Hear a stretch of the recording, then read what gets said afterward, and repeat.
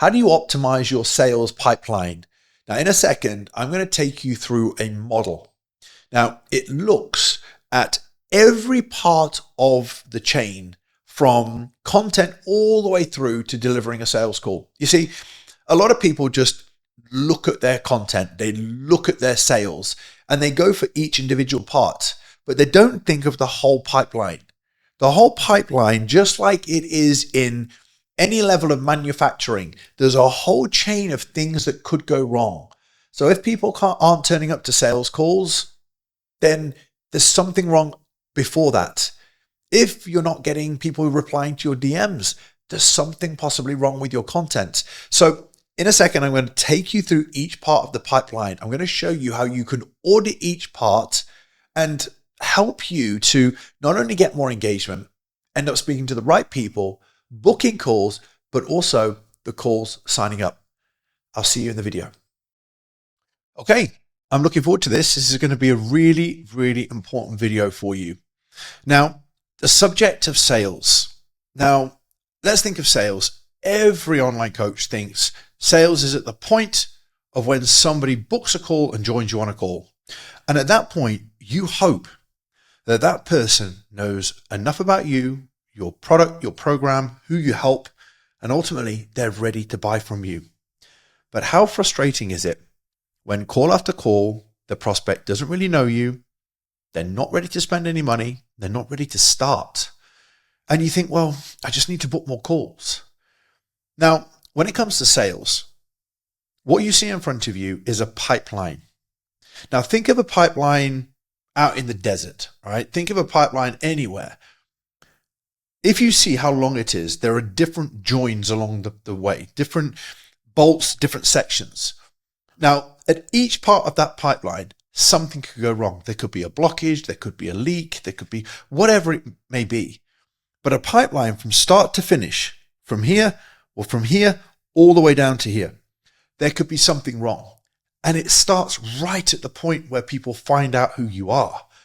Now, at the bottom here, you have the content piece, conversion, and when a client signs up. And a lot of coaches are just hoping that the quality lead's just going to come onto your calendar, book a call, and they're going to sign up.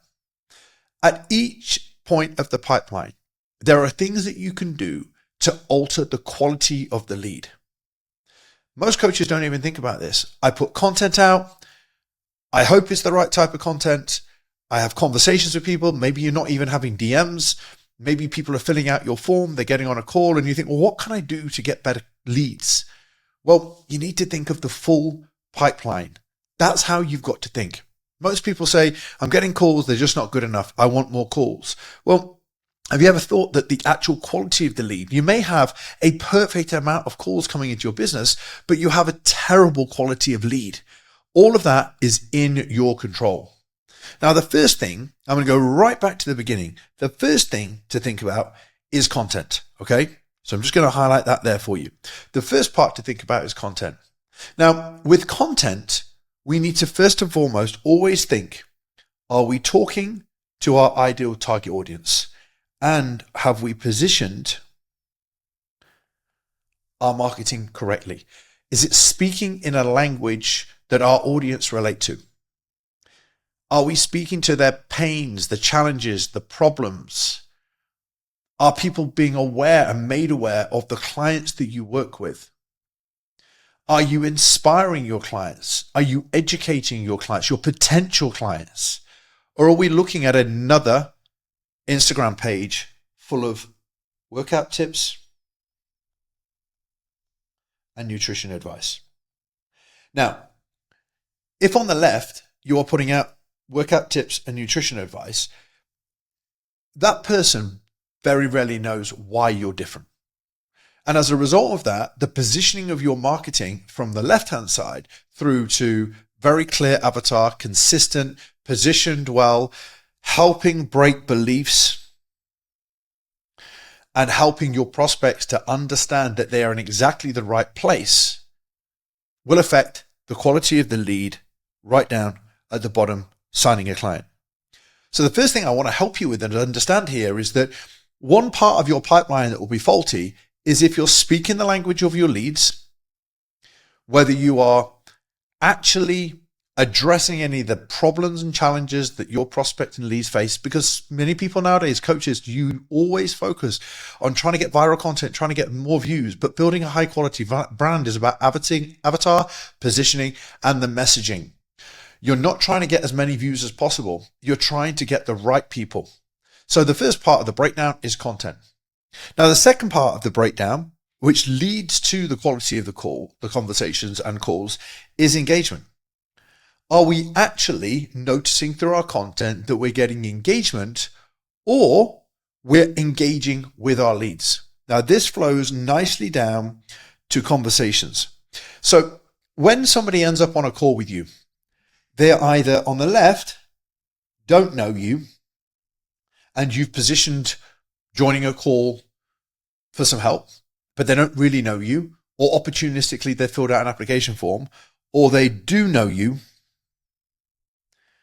and they do trust you. Now, our goal from content to engagement is to build relationships. Now, that may be through lead magnets, what I call the Trust 20. It's throughout the process to somebody booking a call. Are they downloading a lead magnet? Are they downloading something from either an ad? Are they downloading something from your stories? Are they downloading something from carousels? Are they consuming content that goes beyond your initial pieces of content? Now, the reason I say this is because when we get down to the call booking and whether they actually show up on a call, it's down to whether or not any degree of trust has been built. So if you're now thinking, well, I want more calls, I want more leads, I want better people on the calendar, these first three things that I've showed you here, before we even get into having conversations with people, are you putting the right content out?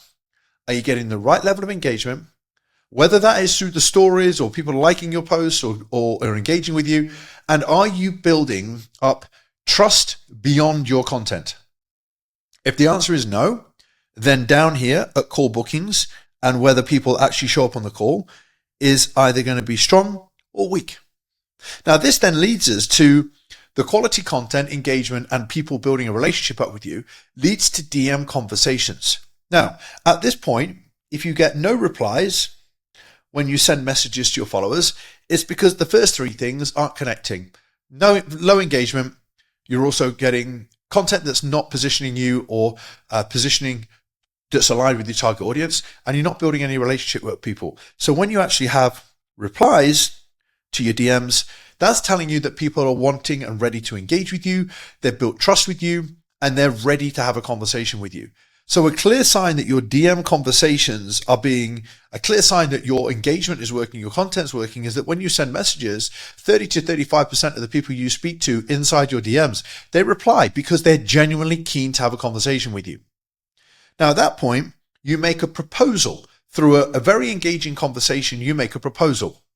Now, when you make a proposal for people through conversations and either replying or making a proposal to book a call, all of this within the sales pipeline affects how many people are going to potentially book a call. I have a very strong brand. We speak to a lot of coaches every single day. When we propose people to jump on a call with myself or my team, they're always very, very willing because they will always get help. Now, if people are not booking a call off the back of speaking to you, or they're not replying to your conversations, the 4 steps prior to what I'm just discussing right now, beneath DM conversations, lead magnets, engagement, and content, are the 4 stages that you need to improve.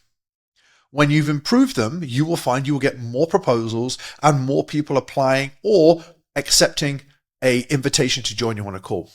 Now, at that point within the pipeline, this is where you get a call booking. Now, when they book on the calendar, we want them to show up. We want them to confirm. We want them to build more of a relationship with us.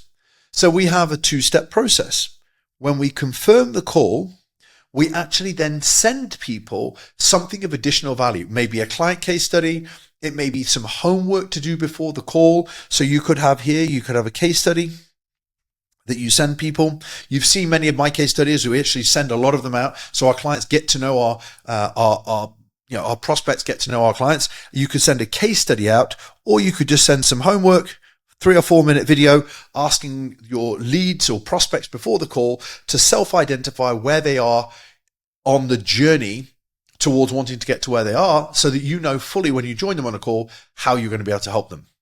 Now, this is another part of the pipeline. If all of this up to this point, if all of this up to this point has not been done effectively, then you're not going to end up with a quality person booking, but also potentially not showing up. Now, this is the next part. Once you've sent the case study and the homework, they turn up to the call. If you're getting a low show-up rate, you've built very little trust. They don't know a lot about you. I'm going to stop the video just for 2 seconds because I've got a free gift for you. Now, I created a 5-part mini-series called the Online Coach Income Accelerator. And in this video series, I teach you the incredible opportunities that lie ahead for online fitness coaches today. I then talk to you about how to attract, engage, and market to your dream customers. Now, when you have these dream prospects in sight, I then teach you how to land the high-paying clients. Now, to download this, to get immediate access, all you need to do is to click the link in the bio, and you'll receive immediate access as soon as you submit your details. I'll see you there. It's like, imagine, just walking up to a girl or guy in a bar and saying, "Do you fancy a drink? Okay, give me your number." Great. They don't know you. They don't have a real reason. You haven't connected with you. And the chance of them turning up to the date is very, very slim. But if you spend an afternoon with them, you spend a few drinks with them, you hang out with them, then are they likely to show up to the date? A lot more, because the trust has been built. So are you proposing calls to people that don't know you? Are they filling out an application form? They don't really know you. Sending them a case study, sending them some homework before a call equals a higher show-up rate. And then the final part is converting anybody who comes on a call into a new client. Now, I've just gone through 9 different stages, okay? Let's call these 1, 2, 3, 4, 5, 6, 7, 8, 9. So we've got 9 stages there. The reason I'm sharing this with you is because most people don't really understand sales. As a result of not understanding sales, you assume that when you get somebody showing up on a call, they're ready. They're not. How much of your content have they seen? How many of free trainings, YouTube videos, lead magnets have they seen? How much of a conversation in the DMs has there been? How many case studies they've watched? Have they had some homework ahead of the call? Have you had any communication with them between booking the call and showing up on the call? These all affect the quality of the lead, the show-up rate, and the chances of somebody converting into a new client. So when you're ever saying, "I've got a problem with my leads, problem with my sales, problem with signups," whatever it may be, you've got a full pipeline to analyze. This is a part of entrepreneurship. This is a part of marketing. This is a part that you really, really must master. When you master this, you're going to get better leads, better quality leads. You'll have great sales calls, and you'll help a lot of people. It won't feel like objections on sales calls because they're desperate for help and to work with you. And you'll end up with a perfect type of client. Now, this is a sales pipeline. It's a part of what we do with helping coaches build real long-term businesses, teaching you how to be an entrepreneur, teaching you how to lead yourself, teaching you how to hold yourself accountable. It's not just quick marketing. It's learning how to run a business. And the reality is, when I first learned all this, and I was like you watching this video now, I was very reactive. I just wanted sales to turn up. Then I realized my responsibility is to manage the full pipeline. So if somebody's got a desert pipeline that's 3 to 4 miles long, their job is to manage the pipeline from the start to the end third mile. Everything in between is their responsibility. When you have a pipeline that's going 1 to 9 like this, your responsibility is to manage the whole thing. That's what's exciting about building a business. That's what's exciting about marketing. If you want to become a better fitness entrepreneur, if you want to build a business that stands the test of time, that's here in the next 5 to 10 years, and you want to be a stable business owner that's leading themselves and their business forward, click the link in the description. There'll be a link that you can go straight to the website, find out more about us, learn more about our clients. And for now, I hope you found this helpful, and I'll speak to you soon.